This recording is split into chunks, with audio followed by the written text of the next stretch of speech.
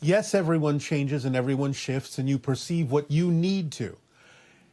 It doesn't help you to hold on to anger because that's simply something that was reflected, perhaps by others, to put you in touch with something you need to let go of within yourself, something you need to deal with within yourself, so that you don't have the result of fear based and negative beliefs going on within you. So you're using the reflections from others to decide what is true for you, what you prefer within yourself.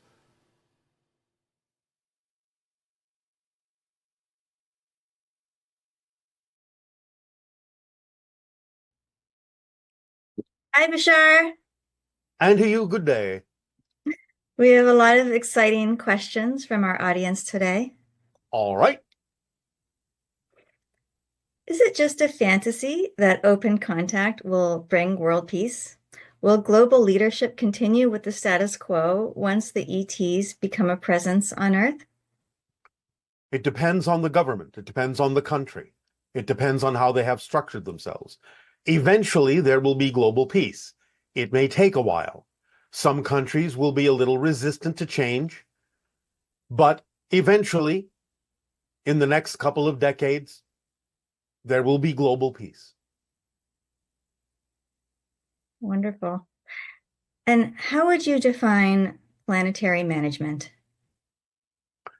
The idea of the equitable distribution of resources, the availability of what is needed for everyone on the planet in the most efficient way, the balancing of the ecological systems on your planet, so that again, you are expressing the idea of nature in the best way possible for everyone. The idea of introducing new ways of doing things more efficiently, different materials that do not cause damage on your planet. The idea of how to distribute food, water, resources of various types, how to use resources more efficiently, free energy devices to free you up from the idea of the types of materials that you are using now, more guidance technologically to allow you to create future technologies that again are non-polluting and of benefit to all. The idea of diversification in various ways, using people's strengths, countries' strengths, cultures' strengths to benefit all, so that each is allowed to be who they are, both individually and collectively in certain cultural groups that can benefit humanity in a variety of ways. All of this and more is included in the idea of planetary management. What will daily life look like after open contact? Will we continue living as we do, but at a higher quality, fully aligned with our passions?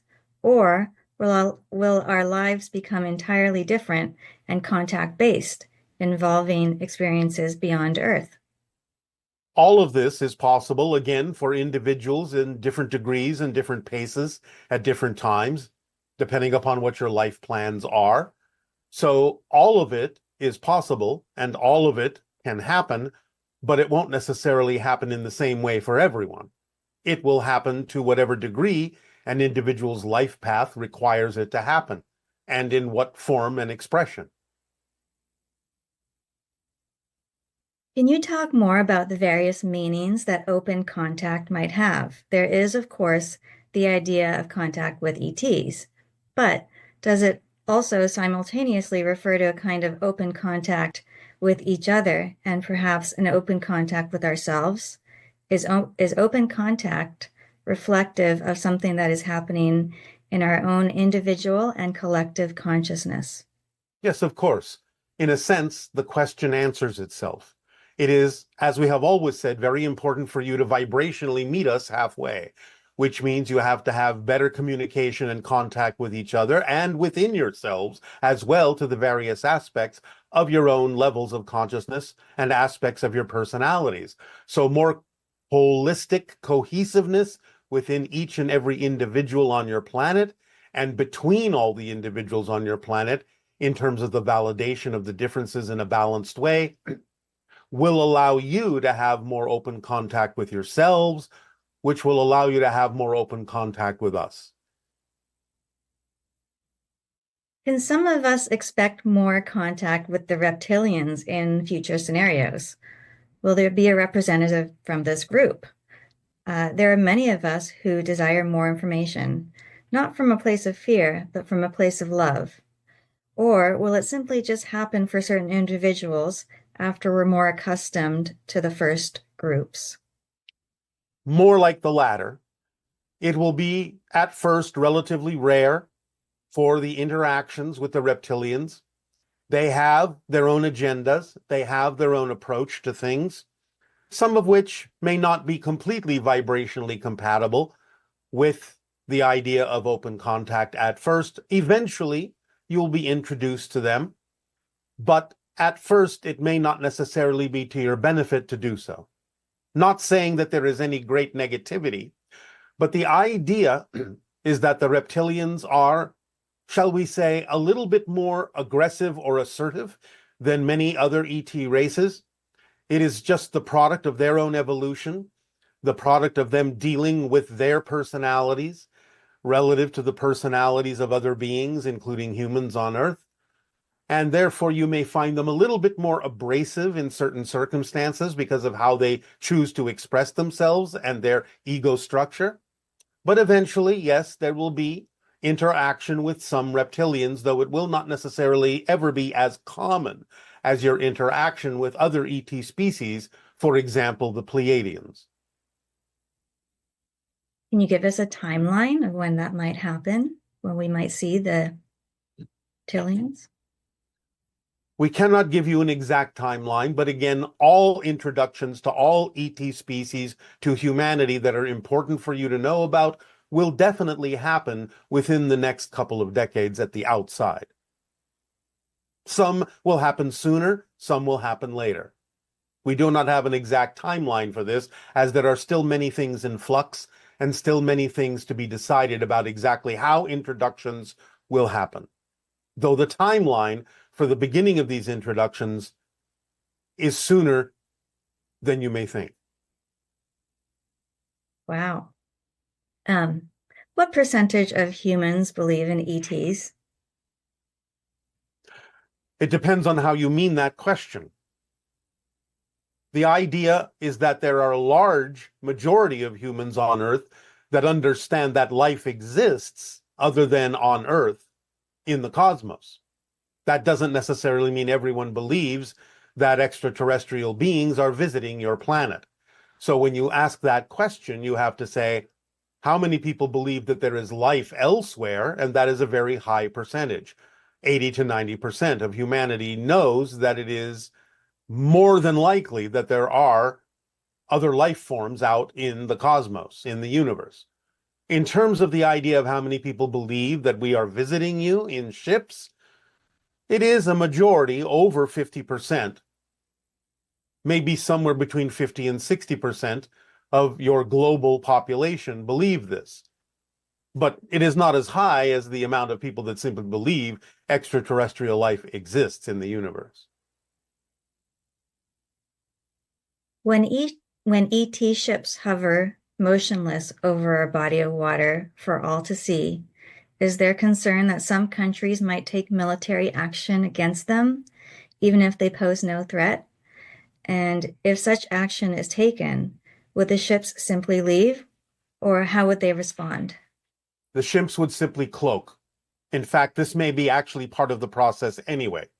In other words, they may reveal themselves, and then they will cloak so that they seem not to be there. And then they will reveal themselves, and then they will cloak. And then they will reveal themselves, playing a sort of hide and seek game to get you used to the idea that they are there. and yet to remove themselves in a certain way visually so that you can relax about the idea of our presence. This way, you can get used to them more quickly over time, because you will realize that they come and then they disappear, and then they are there and then they are not. And very quickly, you will get used to the idea, more quickly than if we just stayed there. Because it gives you the opportunity to understand that we are willing to disappear, willing to go away, if you do not choose to interact with us in a way that is appropriate to open contact. And are many of them already there, but they're cloaked right now? Some, not all. Not going to give you coordinates. Talking about technology, you've mentioned that following open contact, the Interstellar Alliance will be sharing some of their technologies. Yes. I'm interested in spacecrafts and nano suits. Are there any requirements or guidelines for obtaining access to your technologies? All of that will be spelled out after open contact. We cannot give you, in a sense, a schedule at this time. And following on that, since open contact will bring you technologies and we'll be learning and experiencing many new things, will this extend the current human lifespan? Yes. To what? On average, within a couple of decades, it will not be uncommon for people to live to 120 to 130 years of age on your planet.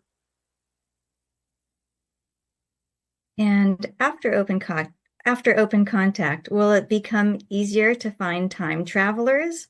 Specifically, will more people encounter doppelgangers of themselves who possess a time machine?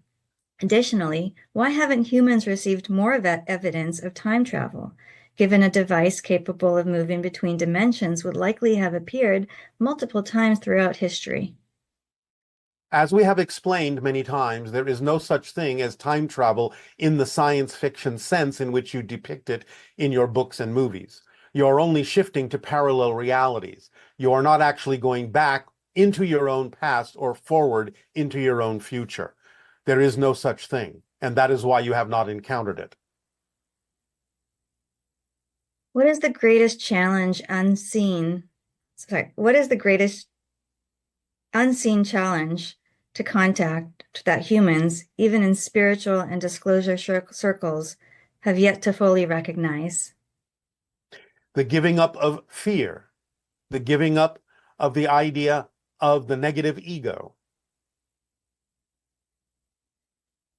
Before open contact can occur, is there a single final challenge humanity must face, one last test that we must pass before we are truly ready? And if so, what is it?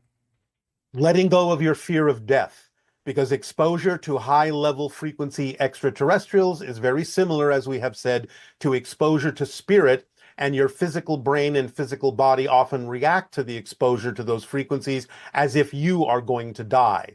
So giving up the fear of death by realizing that you are all in spirit right now anyway will be of paramount importance for you to have a smooth encounter with high vibrational extraterrestrials. Of course, the introduction of extraterrestrials will be done in phases. It will be done in a way that you can generally handle it. It will be done in a way that will allow you the opportunity and the time to get used to things so that you can let go of these fears and have a true, meaningful encounter with extraterrestrials of various levels of frequency. And in all of your observations of humanity, one is one aspect, trait, or quality that is truly unique to humans that isn't found in any other civilization or species. It's not that we haven't found it anywhere else, but it is rare to see the degree to which humanity has forgotten that it is connected to all that is. So the idea of the depth of the experience of separation, the depth of the experience of negativity is somewhat unique in the way that humans on Earth express it, though it is not absolutely something that doesn't exist anywhere else. But you are doing it in a relatively unique way, according to what we have discovered. You've said that the beginnings of open contact will begin within 5 years. I take it that this means that as a collective, we will be at the necessary vibration to be able to intake the presence of ETs. As a group who follows your teachings, will we therefore be able to individually meet ETs face to face as the broader public becomes accustomed to ET presence generally? Yes. However, we will amend this because we simply gave you an overall window based on certain things, and there are many fluctuations and changes going on in the collective energy of your planet now. We can therefore say that open contact will begin in your year of 2027. So you said that the majority of humanity will experience open contact. My question Over time, yes. What part of humanity will not experience it? What characteristics might they have or lack that prevent them from aligning with that reality? And does this mean that everybody who follows the formula and feels excited about open contact is guaranteed to experience it? There are no guarantees, but it is generally considered probable if you allow yourself to move into a higher frequency. It is a natural result of moving into a higher frequency that is commensurate or at least vibrationally compatible to some degree with extraterrestrials and spirits that exist on that level. So for the most part, yes. But if it is not part of a life plan of a soul to experience it, or if a soul chooses to remain in great negativity and chooses to go down another path that does not have contact, then those are still possible because you always have free will and the freedom to choose. It will not be a common thing on your planet, but there may still be the possibility that some people will not want to experience open contact. They may remove themselves by shifting to another reality, and that can also mean that they may simply die before it happens, or they will simply never be in a place on your planet where they will ever really directly experience it, even though they may hear that it is happening. And on that note, is there a threshold frequency that we must have? So if you're under that, you will not experience contact? That depends, and there's a wide range and window of frequencies that will still allow you to experience contact in a certain way.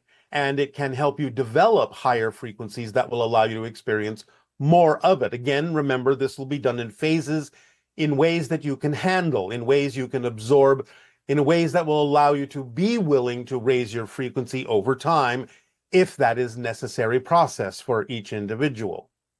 But the idea is that, generally speaking, in the way that we have delivered frequencies to you, in the way we mean it, in the way we perceive those frequencies, something below 30,000 cycles per second will most likely not experience open contact. It would be too dangerous. Again, the idea of operating even at 40 and 50,000 cycles per second may allow open contact to be relatively distant, remote, or intermittent, even though you may know about it. In terms of interacting with ETs more directly, it will probably be necessary for an individual to operate at least above 80,000 to 100,000 cycles per second in the way that we mean that reading. Thank you. Besides open contact for now, is there anything else humanity is not ready for? There are many things humanity is not ready for. The list is too long to mention here, but that's all simply part of your process of evolution. So we understand the way that you mean the question, but we're simply going to answer it as everything happens in perfect timing. So along the path of humanity's evolution, obviously there are many, many things that humanity is not ready for. In other words, for example, you are certainly not ready to go out and help other planets evolve. You will eventually be, and as we have said many times, you will become their UFOs and can help them understand that there is life in the cosmos other than themselves and help them up the ladder of evolution. Humanity is not ready for that at this point. You have to raise yourself up first. Like our version of Star Trek. Yes, in a manner of speaking. And that will happen more likely than not somewhere within the next century of your time. What is the difference between the Yael and the Shalanaya? Well, the Yael are the hybrid race that are the watchers, keepers of the Shalanaya. The Shalanaya are the children, the hybrid children. That goes perfectly into our next section. We have a lot of questions about hybrid children. I'm not sure I understand exactly who the hybrid children are. If I am part of the hybridization agenda and my genetic material was used to create children, then these direct children would be the hybrid children, correct? Yes, yes, However, the confusion comes because you have said that the first beings created by the Greys were tall Greys or Mazani, the second yes. hybrid race. Well, there were phases of hybridization until such time as the hybridization program would allow hybrids to appear more human. So the first phases of it were still looking like the Greys and other species because the hybridization project had not maximized at that point. But it has now reached a point where you can barely tell the difference. Although you can tell the difference in a variety of ways, we mean physiologically they are now more like humans on Earth because that's how it all started anyway, from humans from a parallel reality that mutated into Greys and other versions of themselves. And so to come back to the human form, they had to experiment in phases to get closer and closer and closer to the human form so that you would experience the hybrid children in the way that you're going to experience them as being somewhat similar to yourselves at this point. You said in a recent transmission that there are already hybrids living among us and being dropped off at adoption agencies. Yes, What race are these hybrids? Where did they come from? Do you know why they are here? And what differentiates them from us? they are here to help humanity evolve. They are here to be part of the acceptance of open contact and ease into the program. The idea is when you ask what race are they are all races if you mean the races of humanity. They come from the ships. They come from the hybridization program. In Judy Carroll's book, Human by Day, Zeta by Night, it appears that the Zeta Greys prioritize duty over excitement, often pushing themselves to serve the collective over the self. How do we balance our excitement with our duties? If I'm not excited to do something, but it is my duty, should I still do it? That depends on what you're talking about. This is too generalized a question. We have talked many times about the idea that certain things that are truly necessary for you to do to thrive or maintain yourself properly in physical reality can be done in ways, if you use your creativity and imagination, that can be more enjoyable for you and more in alignment with your passion. So the idea is you have to make sure you're not the one dampening your excitement when you talk about the idea of duties. At the same time, you may be taking on duties you don't have to take on. I'm not going to tell you to stop doing your duties because it's not clear what you're referring to. So the idea is you have to examine what it is you consider your duties to be that are necessary for you to accomplish in physical reality to maintain yourself in a proper way so that you can thrive in your physical society. And the ones that you deem that are absolutely necessary, find ways in your imagination and creativity to do them in a way that is more representative of your passion. There's always a way, if something is truly necessary that needs to be done, there's always a path that is more representative of your passion that you can figure out how to do those things. We have given you an example, a simplistic example perhaps, but nevertheless an example when some people say, oh, I don't need to do the dishes. I don't like to do the dishes. I don't like to wash dishes. But if it is truly necessary for you yourself to do them, and you can't hire someone else who's excited about doing them, then the idea is to understand there are ways to do them that can actually assist you. For example, washing the dishes allows warm water to run over your hands, and this can actually put you in a very meditative and contemplative state, so that while you're washing the dishes, you can actually do a meditation that can help elevate your vibrational frequency.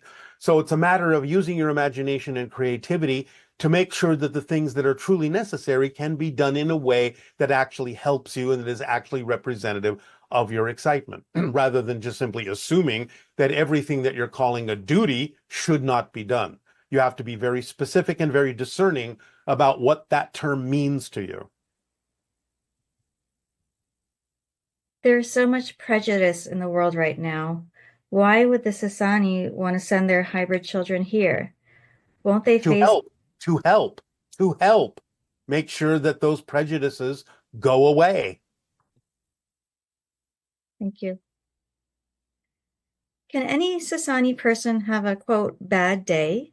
Can they stub their toe or trip and fall or scrape their knee? Is it Not some usually.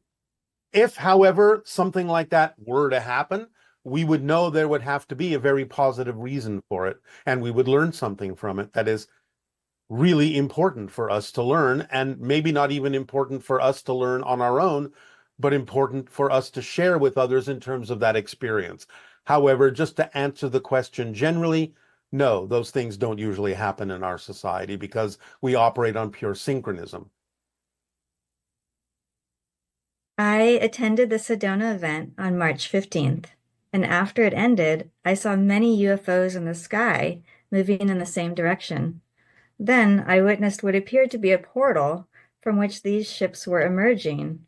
But what was that your ship, or which civilization did they belong to? Not my ship. These are mostly Pleiadian ships. What are the indigenous cultures who have made contact with ETs? Are you willing to share specific names of indigenous groups?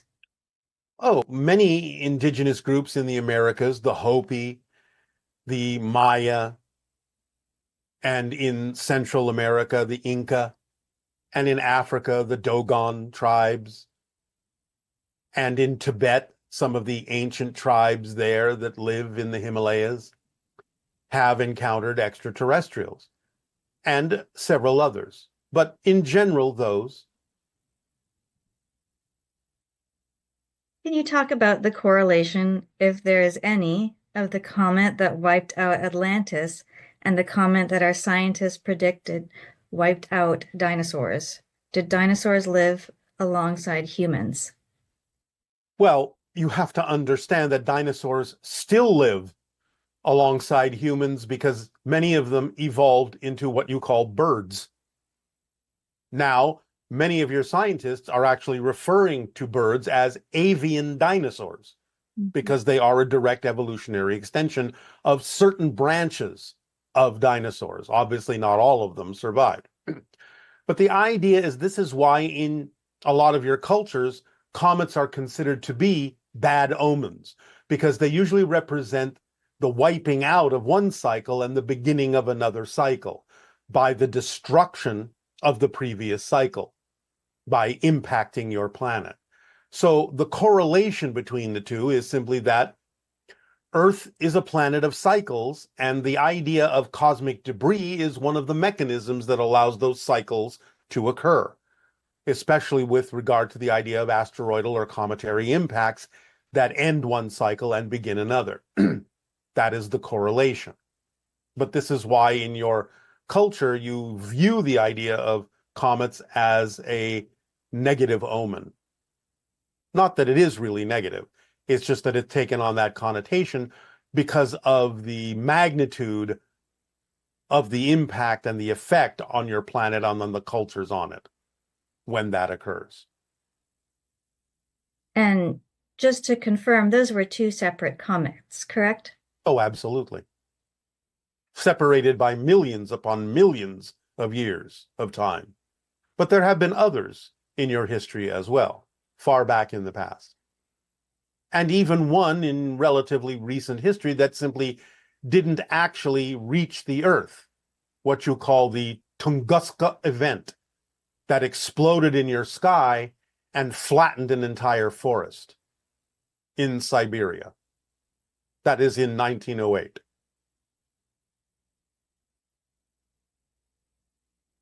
Okay. Um, there were a couple questions about the Black Knight satellite. Do you have any information that you can share with us about this, its function, where it's from? This has grown into a mythology. There is no Black Knight satellite. It's simply space debris. It has been thought to be, because of its unusual configuration, some kind of an extraterrestrial object or satellite. It is not. It doesn't exist in the way people on your planet think it does. It's just a piece of debris. Okay. Well, on that note, another question here is I heard there are thousands of satellites cluttering up our skies. With all the stuff flying around up there, how do the ET ships not crash into them? Well, how do you not crash into them when you send probes out from your own planet? You have to understand that space is vast. Even the area around your own planet, even though you have somewhere between 7 and 8,000 objects orbiting your world, plus little bits of debris, it's not impossible to encounter them. It's not impossible to impact them, but you have to understand the distances are really vast.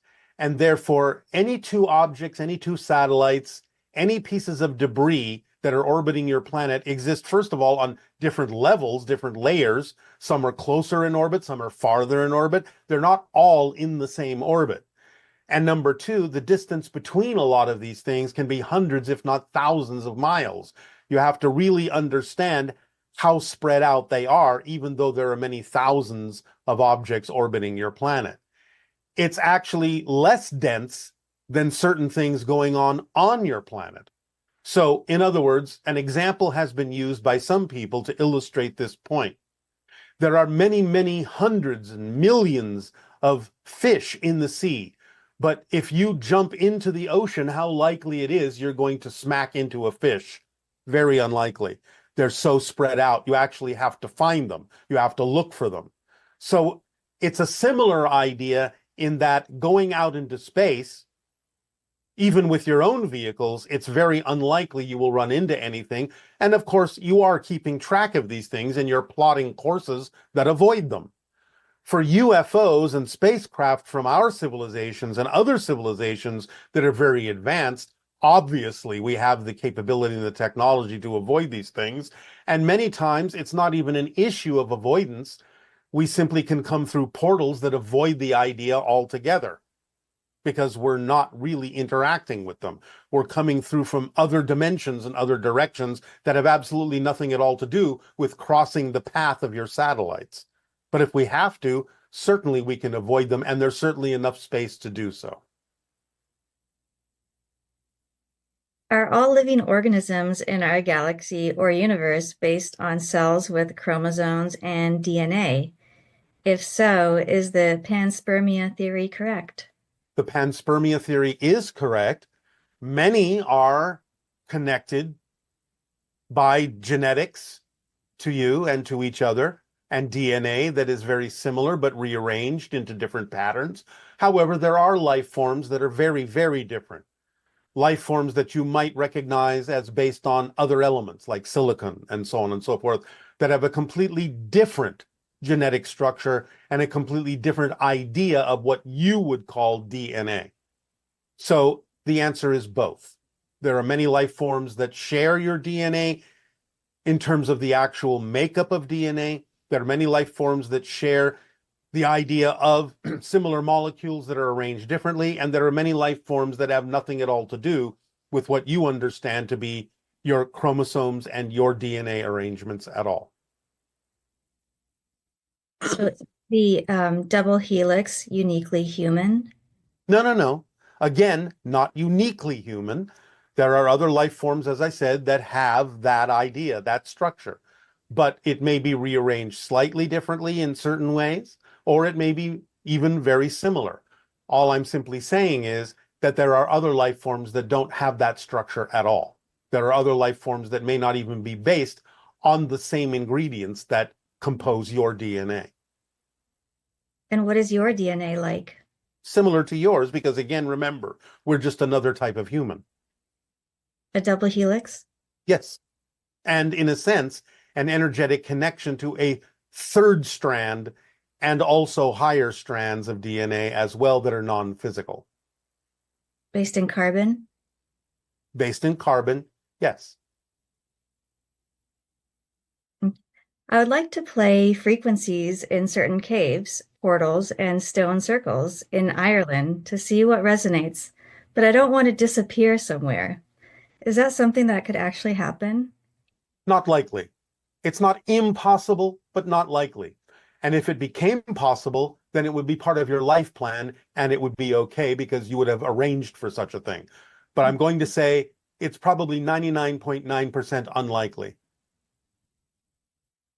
Heart shapes are typically depicted in pink or red, symbolizing love and passion. Yet the heart chakra is associated with the green color. Why is this? Why are we commonly, when we commonly link hearts to shades of pink, rose, or red? Because you're looking at it from the perspective of passion. The idea of the green chakra and the heart chakra being associated with that color has more to do with your connection to nature. Is Bashar's system of raising frequency connected to the chakra system or the pineal gland? Both. Following the formula raises your vibration, allows your chakras to spin up, to align. It takes advantage of many different aspects of your physicality, including the pineal gland, so that you can perceive other dimensions of reality by raising your frequency. Again, as we say, the formula is a complete kit that leaves nothing out. Does mycelium have a role in our future? Can you confirm or deny that it is either a consciousness or an alien form? Does it have hidden knowledge that humans can benefit from? I wouldn't call it an alien form unless you understand that through panspermia, everything on your planet originated somewhere else. But the idea is it is native in that sense, as far as anything goes, to Earth.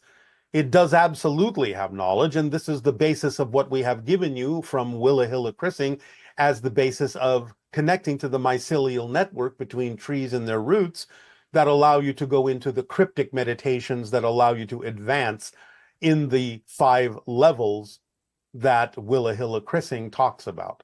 So yes, you can connect to the mycelial network and it can give you an understanding of your connection as nature, your expression as nature, and your connection to nature and nature's spirits, and give you a lot of knowledge that you don't possess at this particular moment.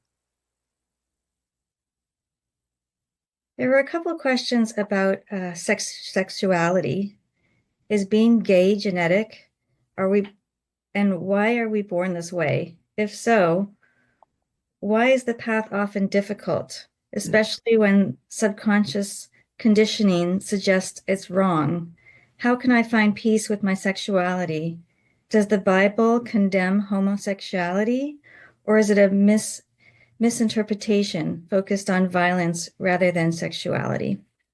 Well, I wouldn't say it's a misinterpretation. It was a deliberate placement of something that people were against. Nevertheless, there's nothing wrong with it. And yes, of course, it can be encoded in your genetics. But remember, this is chosen by spirit.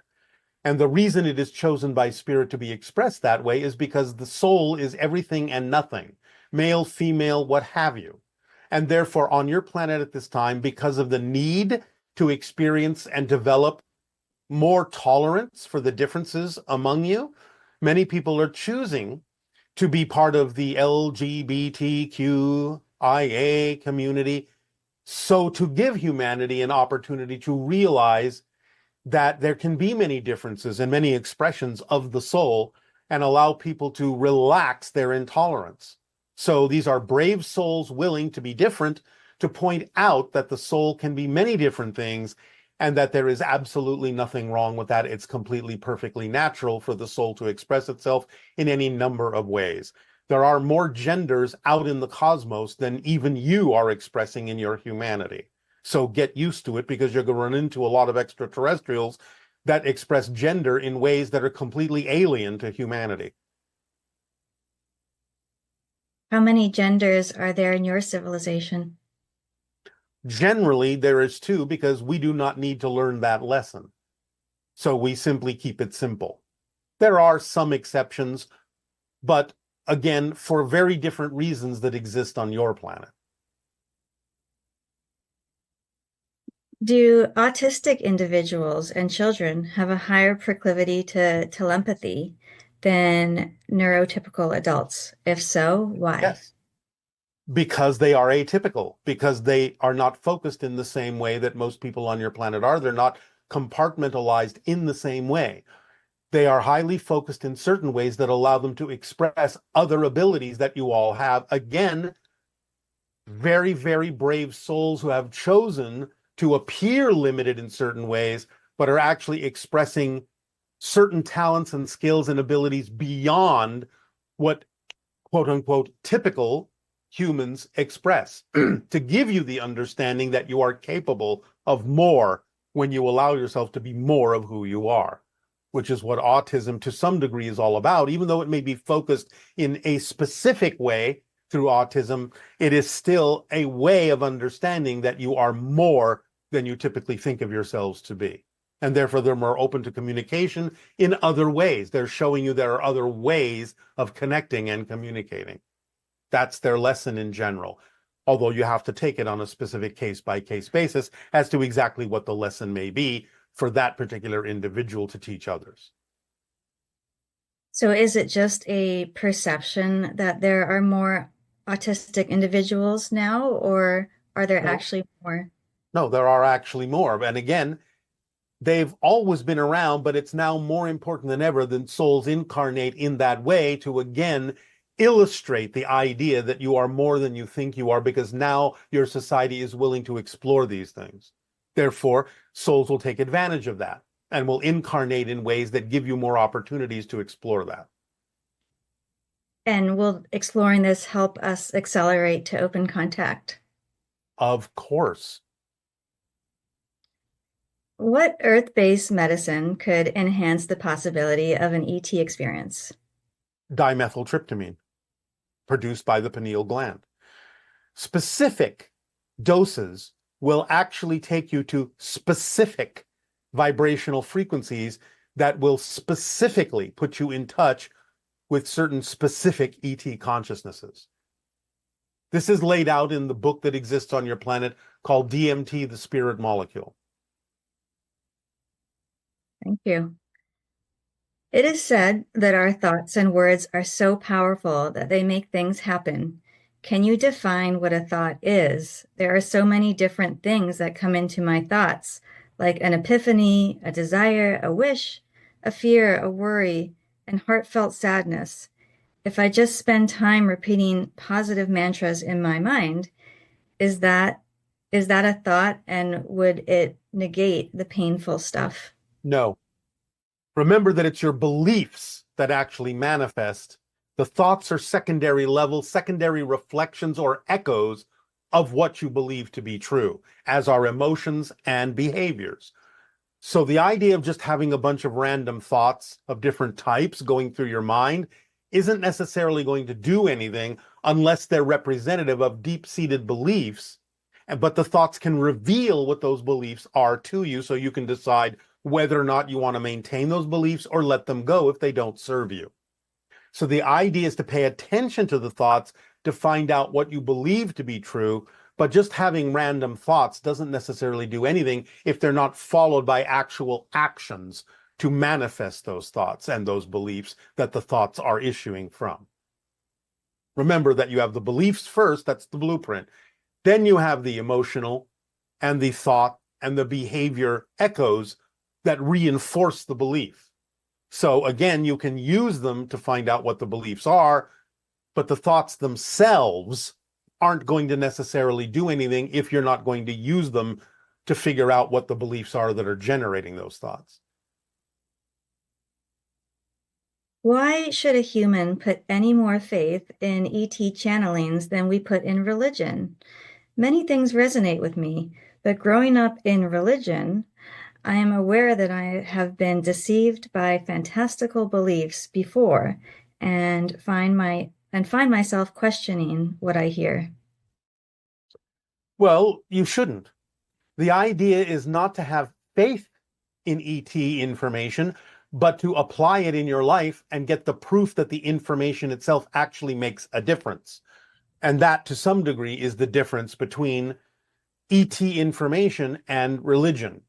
And secondarily, of course, as I said, in short order, in a few years, we will actually start to physically show up. Therefore, you will know that this information is actually coming from beings that are evolved, experienced, and are simply sharing with you information that has allowed their societies to evolve to the level that they have. So there is actually empirical, grounded evidence that this information can make differences in your life. It's not an issue of faith, it's an issue of actual physical application of the information. But you get to free yourself to choose whatever you wish to believe in. That's up to you. We only share this information because we know it can work, but we're not telling you that you have to use it. We're not telling you that there's anything about your life that is going to be worse if you don't. It's really up to you to decide. And to some degree, that is also the difference between what is happening in terms of information coming from us and information that may be being delivered through religions on your planet. So you have to decide for yourself what works and what doesn't. I've been holding occasional conversations with you, Bashar, in my mind. I feel as if the responses I receive from you are actually coming from you. Might that be correct? No, they're coming from your own higher mind. As I said, because you are familiar with our vibration, because you are used to hearing us communicate with you, but we are acting as a mask for your higher mind so that when you get that information, when you ask your questions, an answer comes from your higher mind. And because it's very similar to our vibration, your higher mind, it feels like it's coming from us because you're used to using us as a filter or a mask to communicate with your higher mind. So it's coming from you, your soul. I understand that you have said that we are our government, yet vote for people based on what they stand for. What do we do when we trust what they say, we vote for them, and then they end up not being honorable to our laws and their promises? That's not what we voted for. Well, then obviously you use your systems to vote for something else. You change those people out. It's up to you. That's why we say you are your governments. You are structured in a way to say, well, if we're going to put a representative in a particular place and they don't necessarily fulfill the wishes of the people that put them there, then you change them out. Simple as that. Be active. I cannot stop thinking about the Israeli hostages that were returned in coffins. The baby, 9 months old, and his brother, 4 years old, were taken with their mother, along with the 84-year-old peace activist. I cry for them every day, and I can't stop thinking about their immense, abhorrent fear and suffering. I remember you mentioned a while back that these people had a soul contract on some level to be involved, but I can't imagine how a mother and her babies would ever sign up for this. Can you please tell us about this family, how they are doing on the other side? They're doing And fine. They're doing fine. First of all, the way that you're phrasing the question is inaccurate. A mother and her babies didn't sign up for it. Empowered spirits signed up for it. And one of the reasons is when you see that degree of suffering that makes you grieve for them, those empowered souls that still exist, that are eternal and infinite and cannot die, know that they have provided a service by allowing that to happen, by demonstrating the degree to which there is disconnection on your planet from soul to soul, from person to person, so that you will do something about it and make sure it doesn't happen again. That's the lesson. And you learn the lesson. But they're fine. They're indestructible souls. They understood that going through that experience would cause people to make changes on your planet so that it wouldn't happen again. And what, as we as individuals, what can we do for them? You can't do anything for them. You don't need to do anything for them. They're doing things for you. There is nothing they need. They're in bliss. They're in the spirit world of unconditional love. So if there's anything that they would want, it's for you to do what we just said. Learn the lessons that they brought to you and make sure it doesn't happen again. That's what you can do for them, to honor what they went through for you. Again, remember that babies didn't make this decision. Eternal souls made this decision. They just came in the disguise of a mother and babies so that you would have the reactions you're having, so that you would do something about it.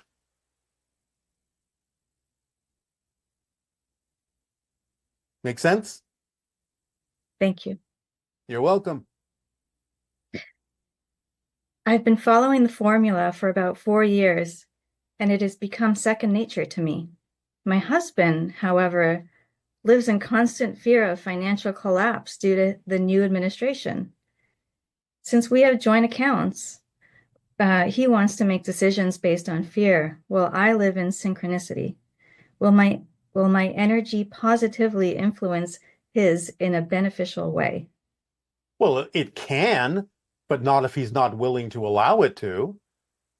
Perhaps an experiment would be to have separate accounts and see what happens to your account by following a positive path, and see what happens to his account by following a fearful path. And then it would be perhaps a stronger demonstration of what your energy will do to all the things in your life. So it's up to you to decide what experiment might be illustrative and might get him to pay attention to the difference in energy as being very important. But that doesn't mean it has to, because he has free will. And if he wants to stay in fear, he will. But if you want to demonstrate it, then I would suggest that that's one experiment you can do that might illustrate it. Have separate accounts. And what percentage of our population consists of ETs living among us? And how can we connect with them? And will they allow a world war to happen? They will not allow a nuclear world war to happen. If you want to fight a world war with guns and sticks and swords and knives and bombs other than nuclear, that's up to you. However, they're not really going to let that go too far, because in this particular cycle, it's very important that humanity continue to evolve for a variety of reasons we will not go into right now. So they will not really allow the idea of a world war to happen, but at the same time, they're not really intervening or interfering. They are doing some things that can allow people on your planet who desire a more harmonious and peaceful existence to choose those things and steer yourselves away from such an outcome. So it's going to be something that will be done in concert with each other. They're not just going to do it for you, but they have been working behind the scenes with certain individuals on your planet already to give you the best possible opportunity to choose a different future. It is more than likely that you will, as evidenced by the fact that we have already just said that even though we originally gave you a 5-year window in which contact would occur, we can now say with almost 90% certainty that open contact will begin in your year of 2027, which is only 2 years away. Thank you. And this leads into the next question. As someone about to join the military, will open contact affect the structure or dependency of the military? And if so, how? Yes, it'll affect everything. But the idea is that there are things that the military on your planet does wonderfully, does best, as an emergency service, as a rescue operation, things like that. Those kinds of functions that the military already perform will be enhanced and heightened. And the militaries of your planet can actually be very valuable in aiding and assisting in the delivery of goods and services and resources and distribution of things around your world because they have the resources and infrastructure to do so. So they will be very good for rescue in natural disasters. They will be very good for the distribution of resources around your planet in a variety of ways. The militaries are very well organized to do these kinds of things already, and they will expand these particular abilities after open contact.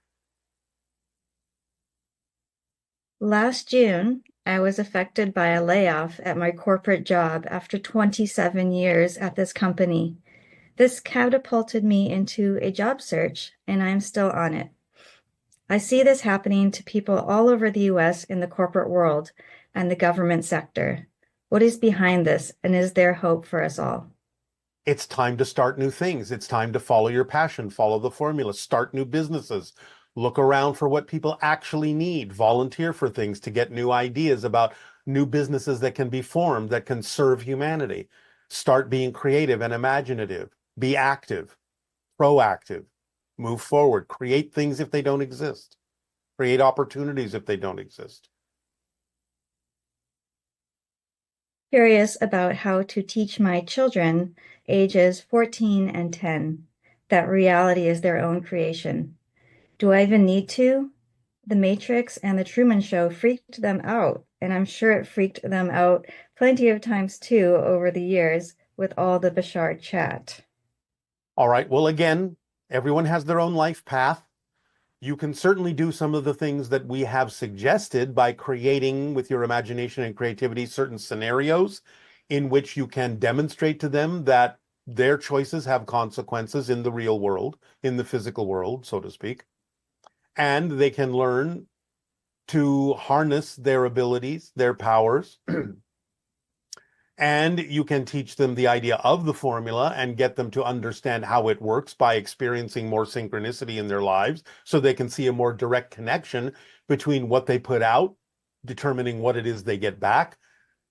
You can also make sure that any lessons, as we have said, that you feel are important for them to learn to thrive in physical reality, using your creativity and imagination, are adapted to what excites them rather than trying to diminish their excitement into the lesson. And you can remind them that those things that they're freaking out about are simply fantasy movies and not necessarily representative of reality. The idea of the Matrix, many people say, well, is our reality a simulation? Yes, but it's your simulation. It's your projection. It's not coming outside from anyone else. It's yours. And for the Truman Show, again, you are not trapped in anything. You have free will. You have the ability to understand that you're here by your own choice and by your own agreement. Now, again, whether or not they buy into these things, it depends on their life path and what it is they need to learn. But don't be too fearful about the idea of their path. Everyone is an indestructible soul. They will learn the lessons that they laid out for themselves to learn in one way, shape, or form. You can help mitigate the way in which some of this has to happen for them by allowing them, again, to experience the actual effect of applying the formula in their lives and getting a response, getting an effect that allows them to see the connection between what they put out and what they're creating as a physical experience. You can explain it to them in any number of ways and give them examples from physics and so on and so forth. Examples from what other people have experienced. Look for examples of synchronicities. Start their minds thinking about seeing the connection between everything and that everything is an orchestration. Everything is synchronicity. Expand their minds that way by providing examples of that, because there are millions and millions of examples of that throughout history, on your planet. Get them to ponder those things. You don't have to say you have to believe this. You can say, what do you think about this? And what do you think about that? Give them the opportunity to approach it from the way they would need to approach it, rather than lecturing them. Offer them a suggestion and let them ponder it. Isn't this interesting? Look at what happened over here. Why do you think it happened that way? Encourage their curiosity rather than just saying you have to buy into this idea. Thank you, Bashar. This is one last question. Yes. Of all the questions humanity has ever asked about extraterrestrial life, open contact, and existence, what is one question we've never asked but absolutely should? Why? Why is this happening this way now? Explore that, and you will find answers to many things that have been hidden for a long time. Why? Why is this happening now? Thank you so much. You are so welcome. We thank you for your service. Allow yourselves now to go into a relaxed state as we proceed forward with the transmission.